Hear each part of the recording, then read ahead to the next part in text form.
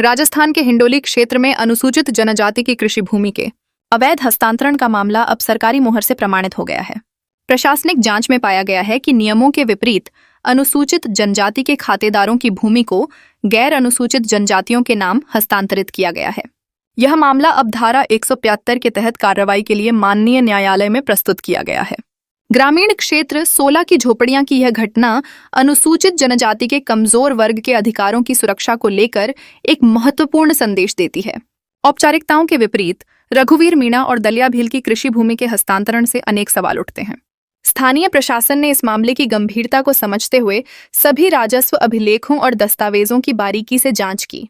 तहसीलदार रतनलाल मीणा ने स्पष्ट किया कि इस प्रक्रिया में सबूतों का गहन परीक्षण किया गया, जिससे यह स्पष्ट हुआ कि भूमि का स्थानांतरण नियमों के खिलाफ था। हिंडोली तहसीलदार ने इस प्रकरण में आवश्यक वैधानिक कार्रवाई को लेकर माननीय उपखंड अधिकारी एसडीएम न्यायालय में निवेदन प्रस्तुत कर दिया है। प्रशासन के इस कदम से यह साबित होता है कि वे भारतीय कानून और न्यायालय के आदेशों का पालन करते हैं। इसके अंतर्गत संबंधित कृषि भूमि राज्य सरकार के अधीन निहित हो जाएगी। इस मामले पर प्रशासन की दृष्टि उपखंड न्यायालय के आदेश और प्रचलित विधिक प्रावधानों पर निर्भर करेगी। इस प्रकरण की व्यापक चर्चा ने स्थानीय समुदाय में जागरूकता बढ़ी है और अब सभी की निगाहें न्यायालय की आगामी कार्रवाई पर टिकी हुई हैं। भूमि का सही हस्तांतरण न केवल अनुसूचित जनजाति के अधिकारों के प्रति एक महत्वपूर्ण संकेत है, बल्कि यह न्याय के प्रति प्रशासन की प्रतिबद्धता को भी दर्शाता है। सभी के हितों की रक्षा करने के लिए शासन की भूमिका का यह एक उत्तम उदाहरण है।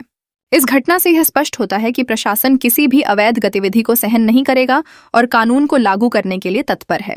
हमारी समाज की नींव स्वाधीनता, न्याय और समानता पर आधारित है और ऐसे मामलों में सच्चाई तथा संबंधित अधिकारों का उचित संरक्षण आवश्यक है। समाज में समर्पण के साथ न्याय की विकसित प्रक्रिया देखने को मिलेगी। हाल की झोपड़ा में एक अनुसूचित जनजाति की जमीन थी जो स्वर्ण समाज के नाम हस्तांतरण खाता होने का मामला सामने आया था। क्या कहना है आपका, क्या था मामला, थोड़ा बताइए। उस संपूर्ण प्रकरण में समस्त दस्तावेजों का अवलोकन करने के बाद प्रथम दृष्टया वो मामला अनुसूचित जनजाति की जमीन का